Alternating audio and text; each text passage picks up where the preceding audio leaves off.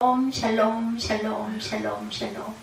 하나님 사랑합니다. 여러분 주 안에서 사랑합니다. 오늘 역대상 말씀 13장 말씀과 함께 온 어떤 복이 저와 여러분 안에 말씀 안에 입술로 고백할 때마다 임하시기를 주님의 이름으로 축복합니다.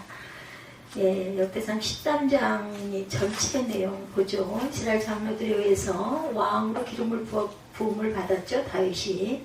그래가지고 제일 먼저 시도한 것은 하나님과 이스라엘 백성 사이의 관계 회복시키는 것이었어요. 그래서 13장에서 왕에 오른 다윗이 하나님의 법궤를 옮기려는 시도를 했던 것과 법궤 운반 도중에 일어났던 불상사가 역대상 13장에는 집중적으로 기록되어 있습니다. 법궤를 옮기고자 하죠. 3절에 보면은 그렇게 말합니다. 우리 하나님의 궤를 우리에게로 옮겨오자. 사울 때에는 우리가 궤 앞에서 묻지 아니하였느니라 하매 뭇 백성의 눈이 이를 좋게 여김으로 온 회중이 그대로 행하겠다. 이렇게 대답을 하죠. 다윗은 이스라엘 백성의 절대적인 지지 속에 왕에 올랐어요. 첫 번째 사업으로 법궤 이동입니다. 그동안 이 법궤는 예루살렘에서 40리가량 떨어져 있는 기랏 여아림에 머물고 있었죠. 다윗은 하나님의 법궤를 기랏 여아림에서 예루살렘으로 옮겨오는 중대한 문제를 풀어나가기 위해서 회의를 소집을 합니다. 역대상 13장 1, 2절에 증거하고 있어요. 다윗이 천부장과 백부장권 모든 지휘관과 더불어 의논하고 이스라엘의 온 회중에게 이르되 만일 너희가 좋게 여기고 또 우리 하나님 야훼께로 말미암았으면 우리가 이스라엘 온 땅에 남아있는 우리 형제와 우리 그 초월이 딸린 성읍에 사는 제사장과 레위 사람에게 전령을 보내 그들을 우리에게 모이게 하자. 이렇게 얘기하죠. 기란 여아림에 하나님의 궤가 있었어요. 13장 5절에 보면 이에 다윗이 애굽의 시을 시내에서부터 하맛 어기까지 온 이스라엘을 불러 모으고 기랏 여아림에서부터 하나님의 궤를 메어 오고자 할세에 이렇게 증거하죠. 6절에 다윗이 온 이스라엘을 건드리고 바알라곧 유다에 속한 기랏 여아림에 올라가서 야훼 하나님의 궤를 메어 오려 하니 이는 야훼께서 두 그룹 사이에 계심으로 그러한 이름으로 일컬음을 받았더라. 하나님의 궤를 새 수레에 싣고 아비나답의 집에서 나오는데 우사와 아히오는 수레를 몰며 다윗과 이스라엘 온 무리는 하나님 앞에서 힘을 다하여 뛰놀며 노래하며 수금과 비파 소고와 제금과 나팔로 연주하니라. 기돈의 타작마당에 이르러서는 소들이 뛰므로 우사가 손을 펴서 궤를 붙들었더니 우사가 손을 펴서 궤를 붙들므로 말미암아 야훼께서 진노하사 치심에 그가 거기 하나님 앞에서 죽으니라. 야훼께서 우사의 몸을 찢으셨으므로 다윗이 노하여 그곳을 베레스 우사라 부리니 그 이름이 오늘까지 이르니라. 그날에 다윗이 하나님을 두려워하여 이르되 내가 어떻게 하나님 궤를 내 곳으로 오게 하리요 하고 다윗이 궤를 옮겨 자기가 있는 다윗성으로 메어들이지 못하고 가드 사람 오베데돔의 집으로 메어가니라. 하나님의 궤가 오베데돔의 집에서 그의 가족과 함께 석 달을 있으니라. 3개월이죠. 여기서 오베데돔의 집과 그 모든 소유에 복을 내리셨더라. 짧지요. 14절까지 내용 우리 함께 봤습니다. 지도자들과 계속 의논하죠. 회의를 소집한 다윗은 먼저 군사관계 지도자들을 모아서 법궤 옮기는 문제를 의논했고 법궤 이동에 대한 자신의 계획을 일방적으로 관철시키려 하지 않고 백성의 뜻을 묻고 수렴하는 정치적 지도력을 보여줍니다. 오늘 13장에 보면 다윗은 온 백성 앞에 법궤 이동을 제안하면서 법궤를 소홀히 했던 시대의 잘못을 지적합니다. 다윗은 하나님의 임재를 상징하는 법궤가 이스라엘의 중심지인 예루살렘으로 옮겨지는 것이 마땅하다고 생각을 했어요. 법궤 이동을 계획하고 이를 백성에게 제안함으로 좋은 신앙의 본을 보여주죠.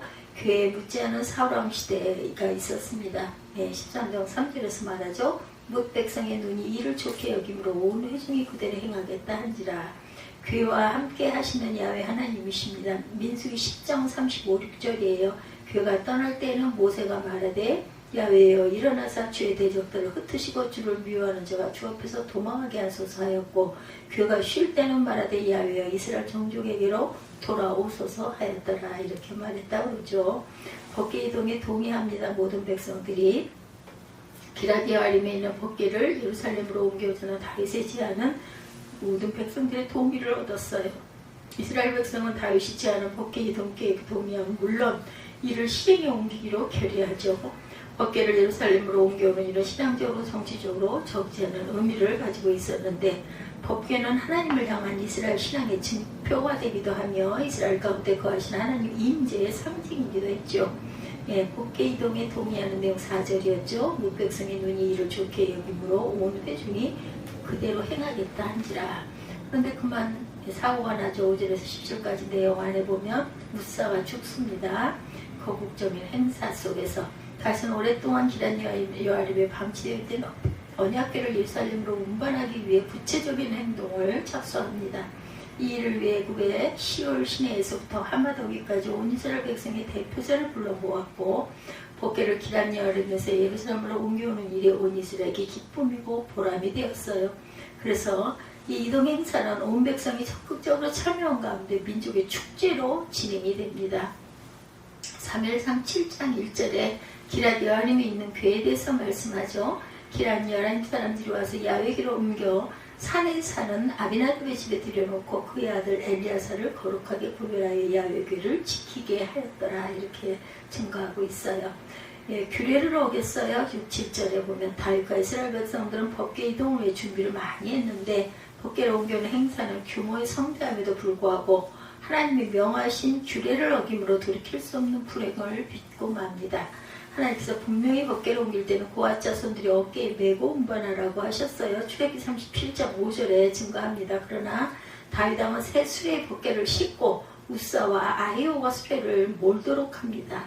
새 수레에 실었어요. 대상 13장 7, 8절이죠. 하나님의 궤를 새 수레에 싣고 아비나답의 집에서 나오는데 우사가 아히오는 수레를 몰며 다윗과 이스라엘 온 무리는 하나님 앞에서 힘을 다하여 뛰놀며 노래하고 수금과 비파, 소고와 세금과 나팔로 연주했어요. 고앗 자손이 매는 것만 허락되어 있다는 내용이 민수기 4장 15절에 진영을 떠날 때 아론과 그의 아들들이 성소와 성소의 모든 기구 없는 일을 마치거든 고앗 자손들이 와서 매일 것이니라. 그러나 성물은 만지지 말라. 그들이 죽으리라.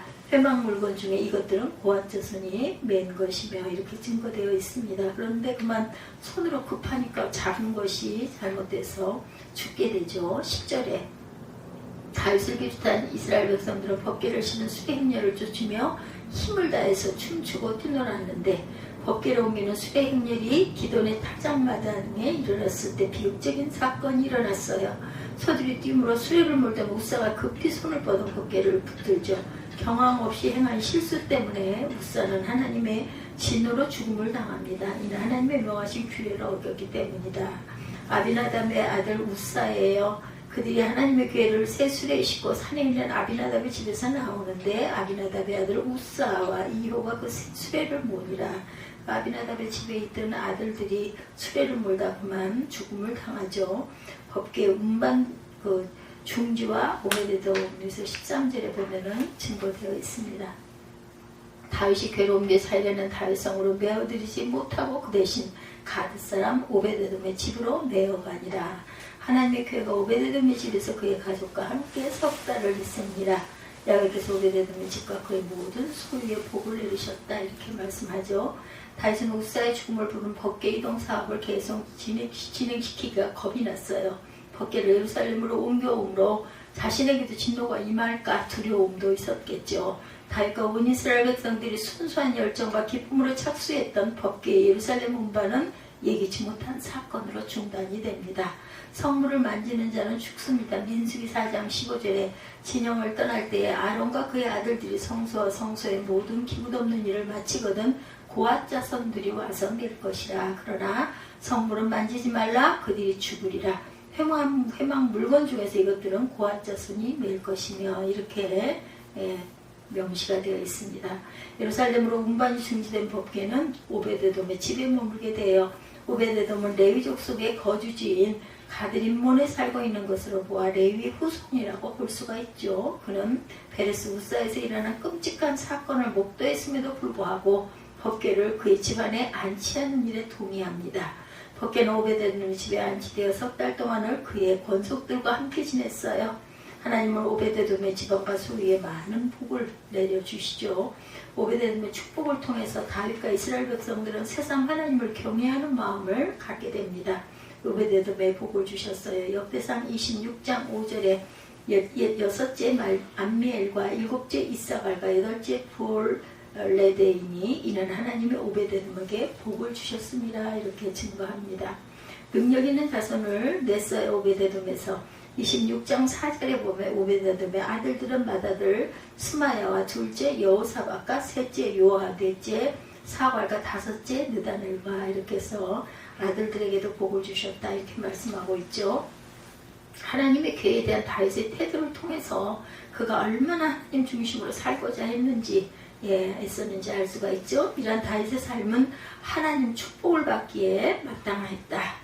우리도 다윗처럼 하나님 제일 주의로 살아가서 형통한 삶을 살아가야 되겠죠. 형통하다는 것은 뭐 부자로 잘 사는 것이 아니라 마음의 평강을 가지고 천국의 삶을 살아갈 수 있는 그런 삶이라고 봅니다. 성경 본문 말씀에 오늘 다윗 왕이 중심이 되어서 법궤를 옮기는 상황을 소개했어요.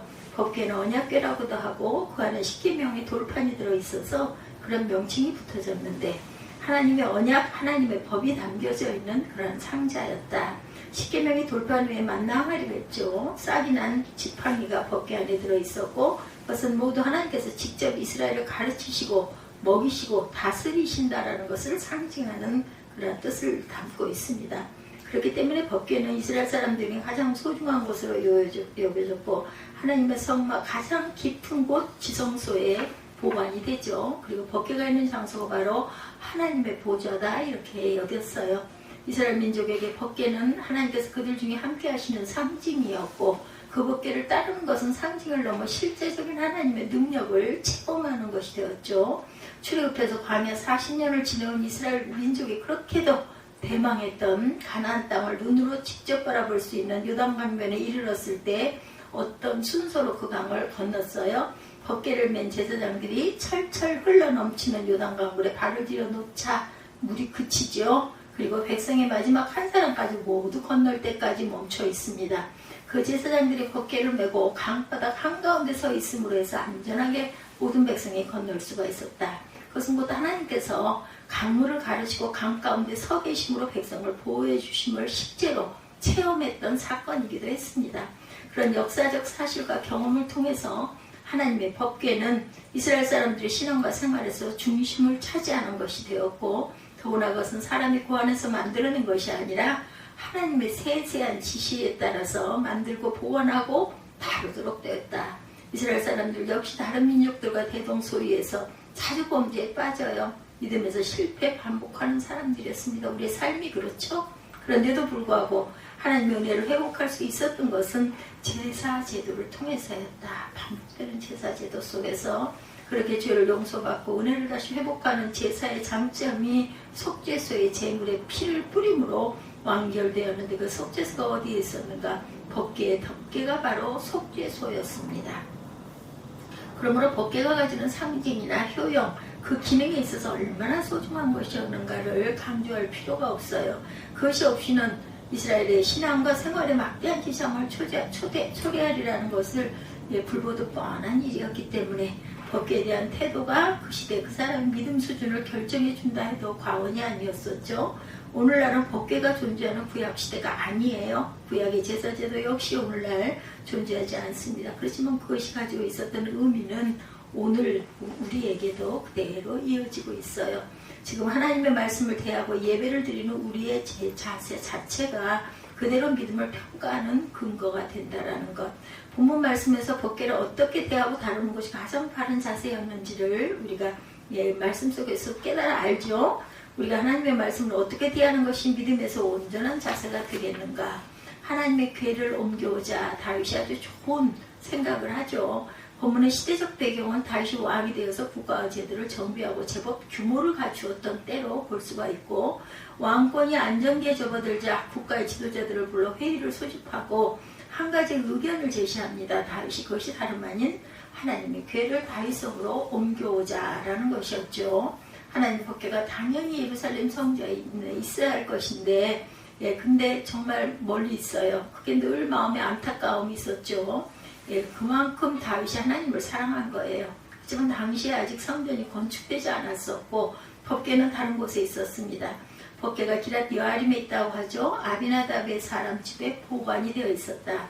어떻게 해서 하나님의 법궤가 변방의 개인 집에 보관이 되어 있었을까요? 역사를 거슬러 올라와 추적해 봅니다. 사무엘상 4장에 이스라엘 블레셋 사이 전투가 벌어졌었죠. 그때 아직 이스라엘이 왕정이 시작되지 않은 사사기 말기였습니다.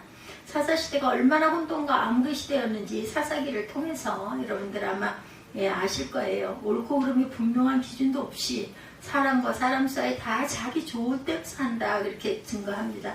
빈번히 외세의 침략에 수탈을 당하던 그런 시대, 블레셋의 침략을 받아 당황한 이스라엘 사람들이 전쟁에서 이길 묘책이 없을까 궁리하다가 세운 전략이 바로 법궤로 그 전쟁 한가운데 나아가면 우리가 이길 것이다, 이런 마음을 갖게 되죠.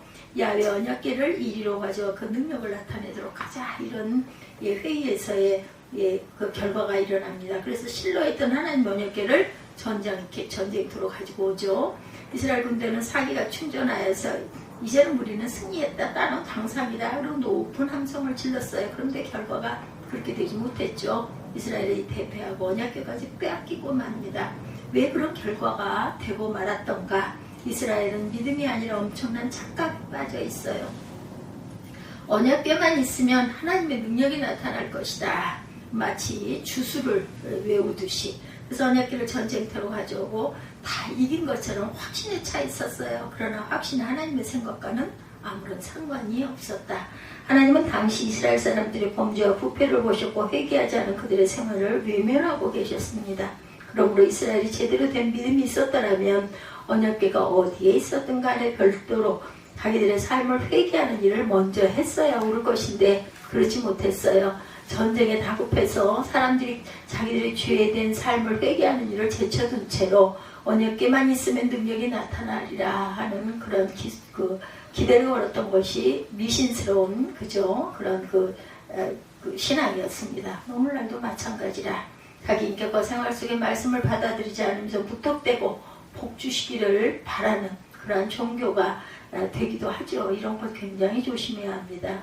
그러니까 거의 그냥 의식으로 예배를 드리는 거, 마음이 없이 해야 되니까, 그죠? 그렇게 넘어가는 거, 되도록이면 빨리 드리고 끝내려고 하는 그런 마음들이 있어요. 다들 바쁘니까 그렇겠지만 그것은 온전한 모습은 아닙니다. 십자가를 목에 걸고 사는 것이라 할지라도 미신에 불과하다고 지적하지 않을 수가 없어요. 언약궤 옆에 선 제사장들까지 타락한 사람이었는데 그것과는 상관이 없이 하나님의 능력이 상자 속에서 나오는 것처럼 그렇게 믿었던 것이 얼마나 처참한 패배를 가져오는지를 역사가 가르치고 있습니다. 다음 언약궤는 나무 상자에 불과한 것이었는가? 그렇지 않았죠. 승전의 기념물로 법궤까지 빼앗은 블레셋 사람들이 그것을 자기들의 다곤 신전에 바쳤죠. 법궤를 제물로 바친 거예요. 그런데 그날부터 다곤 신상이 제대로 서리지를 못합니다. 밤만 새고 나면 엎어져 있고 세워놓으면 다시 엎어지고, 불안한 일은 거기서 끝나지 않죠. 법궤를 다시 블레셋의 가드로 옮겼는데 가드성 사람들에게 독한 질병이 발생합니다. 견딜 수가 없어요. 다시 에그론으로 옮기려 하자 두 손 두 발을 흔들어 거절합니다. 아, 무서워, 우리 여기 가져오지 마세요. 블레셋 사람들은 언약궤가 가는 곳마다 화가 미친다는 사실을 깨닫게 되자 급기야 언약궤를 이스라엘로 되돌려 보냈죠. 그렇게 되돌아온 언약궤가 기랏 여아림에 있는 아비나답의 집에 머물게 되었어요. 거기서 20년 동안 보관이 됩니다. 그렇게 방치되다시피 한 하나님의 언약궤를 생각해낸 사람이 바로 다윗 왕이었다.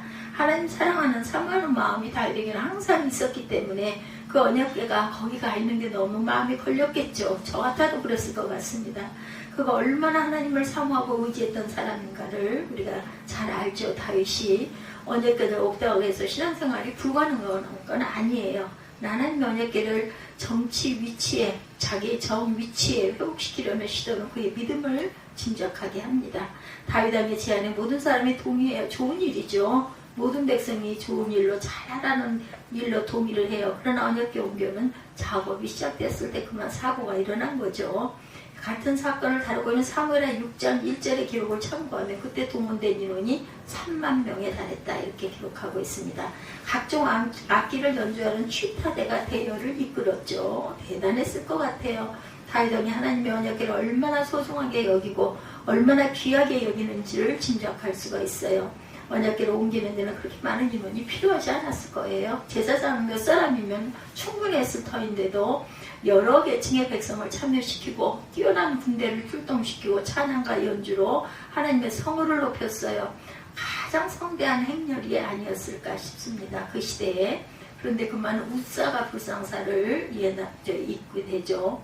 행렬 도중에 불상사가 발생합니다. 언약궤를 실은 새수레를 실던 끌던 소들이 뛰는 바람에 궤가 흔들리자 우사가 그것을 얼른 붙잡는다고 손을 댄 게 그만 즉사를 하고 맙니다. 성대했던 행렬이 멈추어졌겠죠. 사람들이 두려움을 금치 못합니다. 다윗 왕도 일을 더 진행시킬 수가 없었어요. 다윗 왕은 매우 좋은 의도로 언약궤를 옮기자는 제언을 했는데 모든 사람들이 동의를 했어요. 선하게 여겼습니다. 하나님께서도 그 일 자체를 싫어하신 것은 아니었는데 애초부터 금지하셨을 그것을 나중에라도 결코 언약궤를 옮기는 일을 하지 못했을 것인데 무엇이 잘못되었을까? 20년 동안 개인의 집에 보관되어 왔다면 이스라엘 백성들의 무관심이 극에 달했다는 것을 우리가 또한 알 수가 있죠. 3절에 사울 때는 우리가 궤 앞에서 묻지 아니하였느니라 이렇게 말합니다. 다윗의 말이 있어요. 그 세월 동안 언약궤가 잊혀지고 있었다라는 거죠. 언약궤가 잊혀지고 있었다는 것은 하나님에 대한 소홀이고 하나님의 말씀에 대한 무관심이기도 했습니다. 우사의 불행이 그 극치이기도 하죠. 이미 말한 것처럼 언약궤는 사람의 작품이 아니에요. 하나님께서 만들도록 지시하셨고 그것을 어떻게 다루어야 하는지 옮길 때는 어떻게 해야 하는지를 상세히 말씀하셨어요. 근데 언약궤에 무관심했던 사람들이 그 모든 내용들을 다 잊어버리고 만 거죠. 혹은 기억하고 있었다 하더라도 무시했을 거예요. 그렇게 해도 괜찮다 생각을 한 거죠. 언약궤를 옮길 때는 제사장의 어깨에 메고 가는 것이 하나님의 정하신 방법이었습니다. 여러 곳에 나타나있죠. 민수기 4장 15절, 신명기 10장 8절입니다. 다윗도 나중에야 이사시대에 주의를 합니다. 15장 2절쯤 가면. 근데 자기들로는 정성을 다한다고 수레를 새로 만들어가지고 아주 정성껏 거기에 언약궤를 실어 옮기려 한 거죠. 블레셋 사람들이 사용하던 방법이었다고 합니다. 이 방법이 우리가 그 시대에 그 풍속을 잘 몰라서 그런데 이것은 블레셋 사람들이 사용하던 방식이었다. 그러면 이 방식을 숭배하던 사람들이 하던 일이죠. 거기다가 우사는 마치 자기가 언약의 보호자가 되는 것처럼 넘어지지 않도록 붙잡은 것, 불경죄입니다. 믿음이라는 것이 온전히 하나님 말씀만 따르는 것이라는 원리를 생각하지 않는다면 새 수레를 사용한 것이나 흔들리지 말라고 떨어지지 않도록 급하게 붙잡은 행동은 나무랄 데가 없는 일이에요. 나 같아도 당연히 어이구나, 그죠? 잘못해서 엎어질까봐. 근데 정말 어떻게 보면 칭찬을 받아야 할 일이기도 한데 하나님께서는 그 일을 몹시 노여워하셨다라는 거죠. 이 사실에 우리는 주목해야 합니다. 신앙은 나름대로 열심이 아니고 스스로 생각해서 옳다고 판정하는 것도 아니다. 그러지 하나님의 말씀을 기준으로 삼아야 된다. 내 판단으로는 아무리 옳게 생각되어도 하나님의 말씀이 그러다고 하시면 버리는 것이 바로 신앙이라는 것. 내 판단으로는 아무리 불가능하게 생각되어도 하나님의 말씀이 하라고 하시면 확신을 두고 믿음으로 행해야 되는 것이 바로 신앙이죠. 가장 위험한 것은 나름대로의 신앙이 위험하다. 가지가 많은 내용과 기준을 정하고 테두리 안에서 즐기고 만족하는 신앙은 결코 하나님께서 새롭고 풍성하게 만들어주시는 은혜를 체험할 수가 없다는 거죠. 그런 열심은 전혀 하나님을 감동시키지 못한다. 오히려 진노를 살 수도 있다는 것. 언약궤로 옮겨오자는 것은 선한 동기에서 시작한 선한 목표였지만 그 방법이 틀렸어요. 목표만 좋으면 다 좋은 것이 아니다. 과정과 방법이 아주 중요합니다. 결과만 놓고 높고 많게 나타나는 과정을 무시해도 좋은 것은 절대로 아니라는 것. 하나님 우리가 과정과 방법에서도 선하시는 뜻을 따르기를 원하신다라는 것. 실적에 급급한 사회 속에서 우리가 살고 있어요. 결과만 좋으면 과정이 어땠느냐를 묻지 않는 세상이 되었지만 선한 방법이 성공을 위해서는 가장 불리하고 나쁜 길이 될 수도 있습니다. 그러나 하나님은 그렇게 평가하지 않으신다라는 것, 사람의 방법과는 다르다는 것을 우리가 다시 한번 생각해 봅니다. 우리는 동기도 옳고 목적도 옳고 방법까지 옳은 것이어야 합니다. 어디에서 가장 옳은 것을 찾아내겠는가? 말씀에서 찾아내죠. 믿음은 들음에서, 들음은 어디에서? 그리스도의 말씀이니라 라고 말씀하고 있어요. 그래서 요즘에 정말 어려운 세상이 되어가고 있습니다. 말씀 중심이 아니라 말씀을 누구 말 맞다나 쪼개고 뭐 깨고 원어로 들어가가지고 또 그 속에서 또 뭔가를 찾아내고 막 이러면서 결국은 십자가가 흔들리는 이러한 현상들이 많이 일어납니다.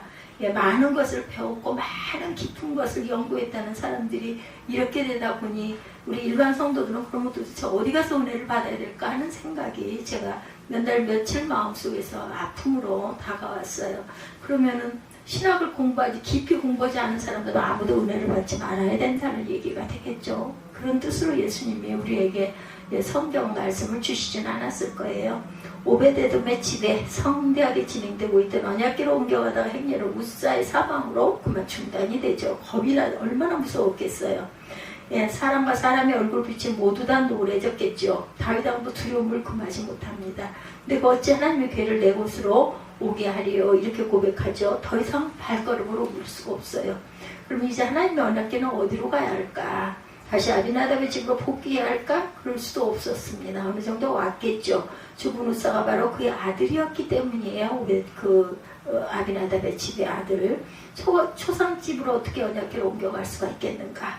그럼 어디로 가야 되겠는가? 누가 섣불리 언약궤를 옮겨가겠다고 나서겠는가? 13절에 치우쳐 가드 사람 오베데돔의 집으로 메어 가니라. 아무도 나서지 못하고 망설이고 눈치만 살피고 있을 때 오베데돔이 선택이 됩니다. 그때 누구라도 두려워 기피하고 싶었던 역할을 오베데돔이 감당을 하죠. 방금 우사가 만져서 즉사하고만 언약궤를 어깨에 매서 자기 집으로 옮겨갑니다. 그 역할을 감당할 때 매우 큰 두려움과 떨림 또한 있었을 거예요. 하나님의 언약궤가 자기 집으로 들어가는 순간부터 오베데돔의 온 가족은 아주 신중하게 조심스럽게 행하지 않을 수가 없었어요. 그 전에 어느 때보다도 하나님에게 더 집중하는 마음이 되었을 것이고 언약궤를 어떻게 다뤄야 하는지 하나님께서 지시하신 내용에 주의를 깊이 기울였겠죠.